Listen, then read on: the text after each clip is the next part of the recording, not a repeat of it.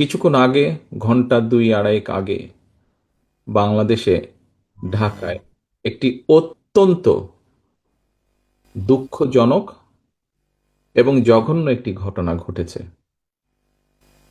ইনকালাব মঞ্চের নেতা জনাব ওসমান হাদি, তাকে গুলি করা হয়েছে, তার উপরে গুলিবর্ষণ করা হয়েছে। আমরা কিছুদিন আগে দেখেছি চট্টগ্রামে একইভাবে আমাদের আরেক প্রার্থীকে গুলি করা হয়েছিল। প্রিয় ভাই বোনেরা, প্রথমেই আমি এই ঘটনার জন্য তীব্র ঘৃণা এবং প্রতিবাদ জানাচ্ছি। আমাদের উচিত হবে সারা বাংলাদেশে গণতন্ত্রের পক্ষে যত মানুষ আছে প্রত্যেকটি মানুষের উচিত হবে এই ঘটনার তীব্র প্রতিবাদ এবং ঘৃণা জানানোর। আসো, আমাদের আজকের এই অনুষ্ঠান থেকে আমরা এই ঘটনার প্রতি তীব্র ঘৃণা এবং প্রতিবাদ জানাই এবং একই সাথে বিএনপি এবং ছাত্র দলের দায়িত্বশীল একজন কর্মী হিসাবে আমাদের দায়িত্ব হবে প্রশাসনকে, যারা এই ঘটনার সুষ্ঠু তদন্ত করবে, তাদেরকে আমাদের অবস্থান থেকে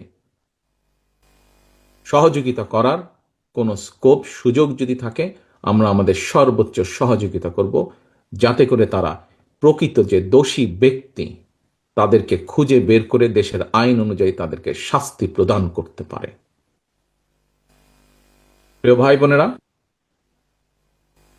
দেশ একটা অত্যন্ত সংকটের ভিতর দিয়ে যাচ্ছে। আমরা দেখেছি গত এক বছরে বিভিন্ন সময় বিভিন্ন ব্যক্তি, বিভিন্ন সংগঠনের সদস্যরা হুমকি দিয়েছে প্রকাশ্যে যে প্রত্যাশিত নির্বাচন আগামী ফেব্রুয়ারি মাসে, সে নির্বাচনকে তারা হতে দেবে না, বাধাগ্রস্ত করবে। প্রকাশ্যে হুমকি দিয়েছে।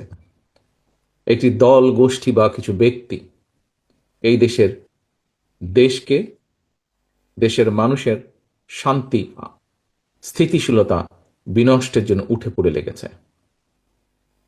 এবং এই কারণেই বাংলাদেশ জাতীয়তাবাদী দল এবং একই সাথে যারা বাংলাদেশের অস্তিত্বে, স্বাধীনতা, সার্বভৌমত্বে বিশ্বাস করেন, দল ছোট বড় বিষয় না, যারা বাংলাদেশি জাতীয়তাবাদের অস্তিত্বে, বাংলাদেশের অস্তিত্বে বিশ্বাস করে, সবার আগে বাংলাদেশ, এই নীতিতে যারা বিশ্বাস করে, আমাদের প্রত্যেকটি দল, প্রত্যেকটি নেতা, প্রত্যেকটি কর্মী, প্রত্যেকটি মানুষকে আজ অতীতের যে কোনো সময় থেকে সবচাইতে বেশি ঐক্যবদ্ধ হতে হবে। কারণ যারা এই দেশের স্বাধীনতাকে ধ্বংস করতে চায়, এই দেশের সার্বভৌমত্বকে ধ্বংস করে এই দেশের স্থিতিশীলতাকে ধ্বংস করতে চায়, তারা তাদের ষড়যন্ত্র যে শুরু করে দিয়েছে, আজকে ওসমান হাদির ঘটনা দিয়ে তা প্রমাণিত হয়। আমরা বিভ্রান্তি ছড়ানো থেকে প্রত্যেককে বিরত থাকতে হবে। কেউ যাতে কোনো বিভ্রান্তি ছড়ানোর সুযোগ না পায়, সেই ব্যাপারে আমাদেরকে সচেতন থাকতে হবে।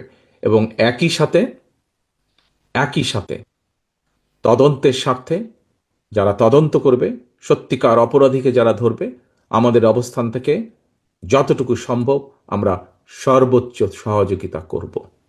আজকের অনুষ্ঠানে আমার বক্তব্যের প্রথম অংশ এটি।